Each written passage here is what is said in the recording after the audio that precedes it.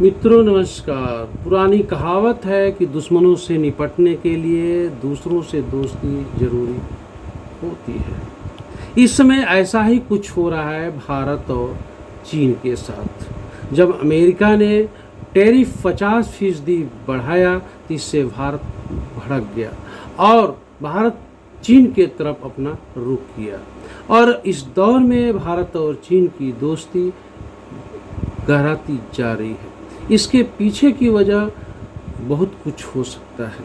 राजनीति में कोई मन से मिले या न मिले, लेकिन वो दिमाग से ज़रूर मिलता है, क्योंकि जो राजनीति होती है वो पूरी कूटनीतिक खेल होती है और सारा दिमाग का खेल होता है। दोस्त अपनी अपनी परिभाषाएं गढ़ते हैं एक दूसरे के करीब आने के लिए, लेकिन किसी गलती होने पर तुरंत भड़क भी उठते हैं और बहुत दूर चले जाते हैं। 7 साल बाद भारत के प्रधानमंत्री नरेंद्र मोदी का चीन के लिए दौरा पूरी दुनिया में खासा चर्चा है। पूरे दुनिया के लोगों की निगाह है भारत और चीन के बीच हो रहे वार्ता पर टिकी है।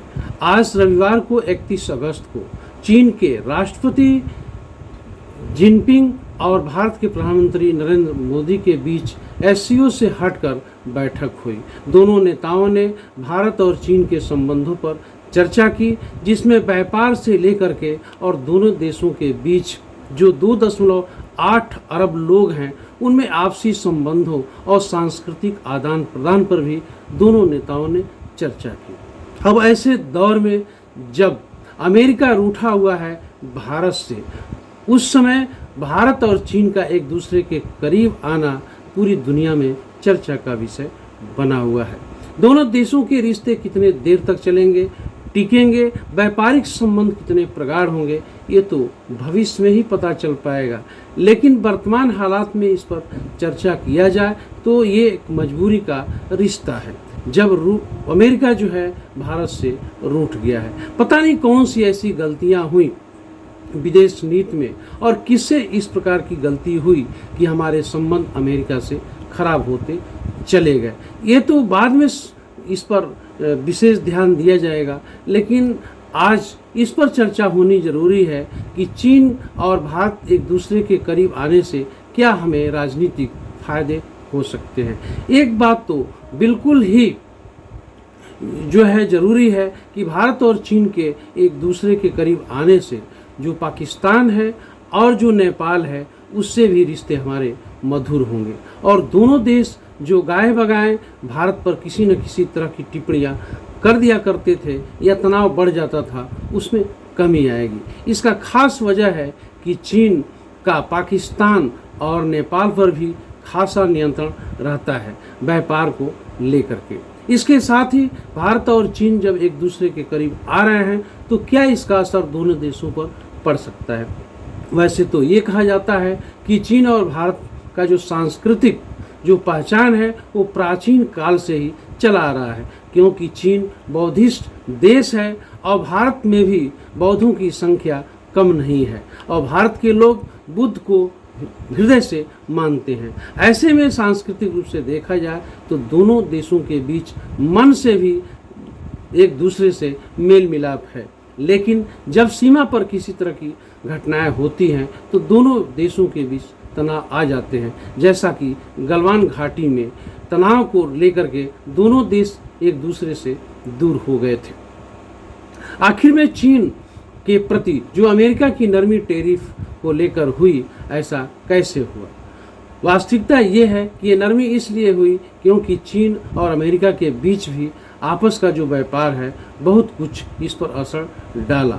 वहीं चीन के तरफ जो भारत का रुख है एक मजबूरी में लिया गया कदम कहा जा सकता है। अब ये मन से कितना अस्थायी होगा ये तो भविष्य में ही पता चल पाएगा, लेकिन दोनों देश एक दूसरे के करीब आने की कोशिश कर रहे हैं। जैसा कि एससीओ की बैठक में भारत के प्रधानमंत्री और चीन के राष्ट्रपति के द्वारा दिए गए बयानों पर अगर ध्यान दिया जाए तो दोनों देश के नेताओं ने इस पर जोर दिया कि हम जो है राजनीतिक समझौते के तौर पे एक मजबूती से कदम बढ़ा रहे हैं और ये इतना ही तक नहीं रुकेगा, बल्कि दोनों देशों के लोगों के बीच आपसी सौहार्द और संबंध भी वैश्विक स्तर पर बढ़ेगा और दिखाई भी देगा। दोनों देशों ने एक दूसरे के प्रति जो है अपना नरमी दिखाते हुए व्यापार को बढ़ाने पर जोर दिया। साथ ही जो अपनी सांस्कृतिक जो विरासत है उसको दोनों देशों के नेताओं ने गिनाया। अब आने वाले दिनों में ये कितना असर डालेगा दोनों देशों पर। एक समय तो ऐसा आया था कि भारत में जैसे लगा कि चीन के सामानों का पूरी तरह से विरोध होगा और ये लंबे समय तक चलेगा, लेकिन आज के हालात को देखते हुए लग रहा है कि दोनों देश व्यापार को लेकर एक दूसरे के करीब आ रहे हैं।